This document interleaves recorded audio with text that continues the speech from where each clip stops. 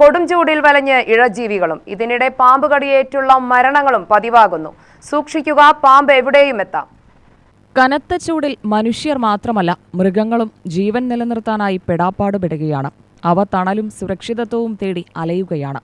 വീട്ടിലെ കിടക്കയും അടുക്കളകളും ശുചിമുറികളും വെള്ളം കെട്ടിനിൽക്കുന്ന സ്ഥലത്തിനടുത്തുമെല്ലാം അവ എത്തുന്നു. ഇവിടങ്ങളിൽ ജാഗ്രത പാലിച്ചില്ലെങ്കിൽ മരണത്തിന് സാധ്യതയേറെയാണ്. കഴിഞ്ഞ ദിവസങ്ങളിൽ കേരളത്തിൽ പാമ്പുകടിയേറ്റുള്ള മരണം വ്യാപിക്കുകയാണ്. കുട്ടികളാണ് അതിൽ കൂടുതലും. പാമ്പുകൾ സാധാരണയായി മറ്റുള്ള ജീവികളുടെ പൊത്തുകളിലാണ് കഴിയുക. ഭൂമി നിരപ്പിൽ നിന്ന് 6 അടി വരെ താഴെ അവ കിടക്കും.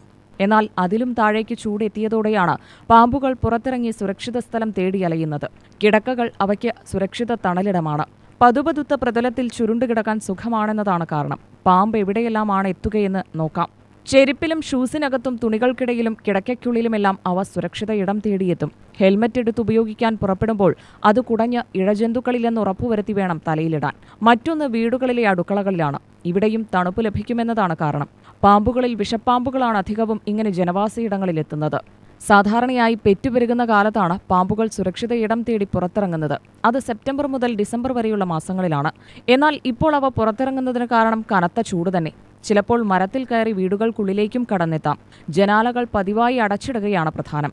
കുട്ടികൾ കളിക്കുന്ന ഇടങ്ങളിലും ജാഗ്രത വേണം. പാമ്പു കടിയേറ്റാൽ ജീവൻ രക്ഷിക്കാൻ അറിഞ്ഞുവെക്കേണ്ട മുൻകരുതലുകളും പ്രധാനമാണ്. കടിയേറ്റ ഭാഗത്ത് നനഞ്ഞ തുണി കൊണ്ട് തുടയ്ക്കണം.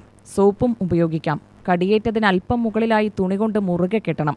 രക്തം ഹൃദയത്തിലേക്കും തലയിലേക്കും പ്രവഹിക്കാതിരിക്കാനാണിത്. ഉടൻ തന്നെ അടുത്തുള്ള വിഷചികിത്സയുള്ള ആശുപത്രിയിൽ എത്തിക്കുക. രോഗിയെ ആശങ്കപ്പെടുത്താതെയും ആശ്വസിപ്പിച്ചും കാറ്റു നൽകിയും സമാധാനപ്പെടുത്തണം.